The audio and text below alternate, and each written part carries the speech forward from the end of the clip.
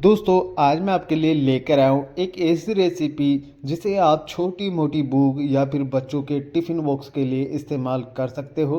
मिनटों में बनकर तैयार हो जाती है। काफ़ी शानदार और स्वादिष्ट ये रेसिपी बनकर तैयार होती है। तो देर किस बात की, चलिए मिलकर बनाते हैं। तो दोस्तों इसको बनाने के लिए सबसे पहले आपको बिस्किट लेना है। मैंने यहाँ पर 10 से 12 बिस्किट ले लिए जिनसे ये रेसिपी बनकर तैयार होती है। ज़्यादा सामान आपको लाने की बिल्कुल आवश्यकता नहीं है, सिर्फ और सिर्फ बिस्किट से बनाएंगे और इसमें दूसरी चीज़ें थोड़ी बहुत हम इस्तेमाल करने वाले हैं। ये बच्चों को काफ़ी पसंद भी आएगी और बच्चों को जब स्कूल जाते हैं तो उस उनके टिफ़िन बॉक्स में भी आप इन्हें इस रेसिपी को दे सकते हैं। बच्चों को बहुत पसंद आती है। तो सबसे पहले हम इसकी जो क्रीम आती है उसको एक अलग बर्तन में ट्रांसफ़र कर लेंगे और जो हमारे बिस्किट बचेंगे उन्हें हम अलग बर्तन में निकाल लेंगे, क्योंकि क्रीम का इस्तेमाल हम आगे करने वाले हैं। तो सबसे पहले आप क्रीम को अलग कर लीजिए। फिर जो हमारे बिस्किट के टुकड़े बच जाएंगे उन्हें हाथों की सहायता से कुछ इस प्रकार से छोटे छोटे टुकड़ों में क्रश कर लीजिए। चाहो तो आप इसे मिक्सर जार में डालकर बिल्कुल बारीक फाइन पाउडर बनाकर तैयार कर सकते हो। अब जो हमारे यहाँ पर बिस्किट के टुकड़े हैं उनमें 1 कप भरकर आपको दूध ऐड करना है। ध्यान रखना मैंने कच्चा दूध लिया है, कच्चे दूध का इस्तेमाल करना, जिससे ये जो रेसिपी बनेगी ना और भी ज़्यादा शानदार बनने वाली है। तो आप 1 कप लेना और जो बिस्किट होंगे उन्हें अच्छे से इसमें डुबो देना और डुबो कर आप 10 से 15 मिनट इसे ऐसे ही छोड़ देना, जिससे जो बिस्किट होंगे ना बिल्कुल इसमें गल जाएंगे और इसमें लम्स व गुठलियाँ बिल्कुल भी नहीं रहेगी। चम्मच की सहायता से आप इसे इस प्रकार से मिला लीजिए। 2 से 3 मिनट में ये अच्छे से बिल्कुल मिक्स हो जाएगा और इसमें लम्स व गुठलियाँ नहीं रहेगी। अगर आप इसे मिक्सर जार में डालकर पीस रहे हैं तो बिल्कुल भी गुठलियाँ इसमें नहीं रहती है। तो इस प्रकार से आपको बैटर बनाकर तैयार करना है, क्योंकि ये जो बैटर बनेगा ना फिर इसके बाद में हम इसमें थोड़ी सी सूजी ऐड करेंगे, जिससे जब हम इस रेसिपी को बनाएंगे तो इतनी शानदार बनेगी, खाने में भी काफ़ी ज़बरदस्त लगती है।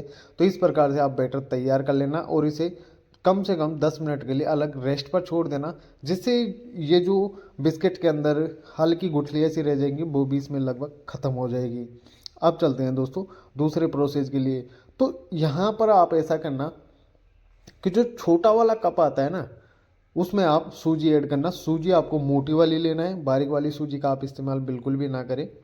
मोटी वाली सूजी लेना है सिर्फ और सिर्फ 1 कप। और जो हमने यहाँ पर बैटर बनाकर तैयार किया था उस बैटर के अंदर आपको ये सूजी डाल देना है। इसके अलावा आपको और दूसरी चीज़ें बिल्कुल भी ऐड नहीं करना है। मैं इसमें सूजी इस वजह से डाल रहा हूँ क्योंकि बिस्किट क्या होता है, हल्का मीठा होता है। तो जब हम ये सूजी इसमें ऐड करेंगे तो इसका मीठापन बिल्कुल चला जाएगा, हल्का सा मीठा रहेगा जो खाने में भी काफ़ी टेस्टी लगेगा और शानदार लगेगा, बच्चों को नुकसान भी नहीं करेगा। अब इसके अंदर हम एक चुटकी भर जो खाने वाला मीठा सोडा होता है वो इसमें ऐड कर देंगे। चाहो तो आप इसे बिल्कुल अवॉइड कर सकते हो।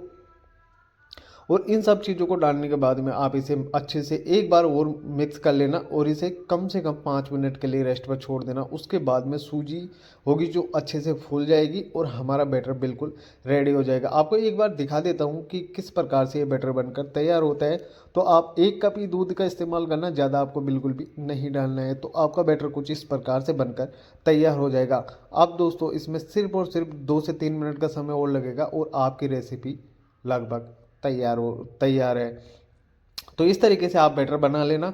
और जो हमारी जो क्रीम बचकर तैयार तैयार हुई थी, क्रीम हमारी रह गई थी, उसके अंदर आप ऐसा करना है कि थोड़ा बहुत आधा कप के करीब इसमें डेसिकेटेड कोकोनट पाउडर डालना और थोड़ा सा इसमें दूध डाल लेना। ध्यान रखना दूध को आपको पकाकर इस्तेमाल नहीं करना है, सिर्फ कच्चा कच्चा दूध इस्तेमाल करेंगे तो इसका जो टेस्ट होगा ना वो वाकई में काफ़ी कमाल करेगा।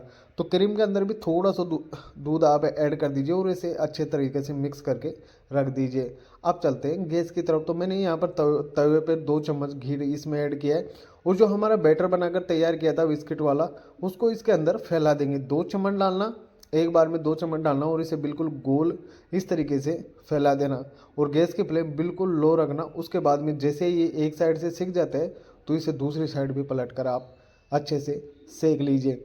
आपको दूसरी साइड जब पलटना है जब ये ऊपर से अच्छे से सूख जाए, कुछ इस प्रकार से। आप वीडियो के अंदर देख सकते हैं कि किस प्रकार से इसमें हल्के हल्के जो छेद छेद से बने हुए दिखाई दे रहे हैं उसके बाद में ये ऊपर से पूरी तरह से सूख जाता है। उसके बाद में आपको इसे दूसरी साइड में पलटना है। तो दूसरी साइड का कलर कुछ इस प्रकार से आपको देखने को मिलेगा। गैस की फ्लेम बिल्कुल लो रखना। और मैं यहाँ पर आपको एक चीज़ क्लियर कर देता हूँ कि मैं बिल्कुल भी नॉन स्टिक कढ़ाई का इस्तेमाल नहीं कर रहा हूँ। नॉन स्टिक फ्राई पैन का इस्तेमाल बिल्कुल नहीं कर रहा हूँ। जो लोहे वाला तवा होता है उसके अंदर ही आपको इसे सेक कर दिखा रहा हूँ। तो थोड़ा कलर में इसमें डिफ़ॉल्ट आएगा, तो इसका आप विशेष तौर से ध्यान रखना। अब जैसे ही ये अच्छे से फ्राई हो जाता है, सिक जाता है, उसके बाद में आप प्लेट पर निकाल लीजिए। और इसी प्रकार से जो सारा बैटर है उसके आप इस प्रकार से रोटियां बनाकर तैयार कर लीजिए। तो यहाँ तक आपको अच्छी तरह से समझ आ गया होगा। इस तरीके से जो सारा बैटर है हम इसकी रोटियां बनाकर तैयार कर लेंगे। तो लगभग सारी रोटियां बन चुकी है। ये जो 10 से 12 बिस्किट मैंने इस्तेमाल किया था उसकी 4 रोटियां बनकर यहाँ पर तैयार हुई है। तो आपको दिखा देता हूँ कि इसकी जो रोटी बनी है कितनी शानदार बनी है, किस तरीके से ये बनकर तैयार हुई है। तो आपको सबसे पहले ऊपर से दिखा देता हूँ कि आपको ऊपर से कुछ इस प्रकार से लगेगी। और आपको इसे पलट कर भी दिखा देता हूँ कि पीछे से इसका जो कलर आएगा वो कितना शानदार आएगा। और बल्कि मैंने इसे लोहे के तवे पर सेका है। अगर आप फ्राई पैन का इस्तेमाल करते हैं तो ये जो नीचे से हल्का ब्लैक कलर सा दिखाई दे रहा है वो भी आपको बिल्कुल नहीं दिखाई देगा। और ध्यान रखना है इसको घी में सेकना है, रिफाइंड ऑयल का यूज बिल्कुल भी मत करना।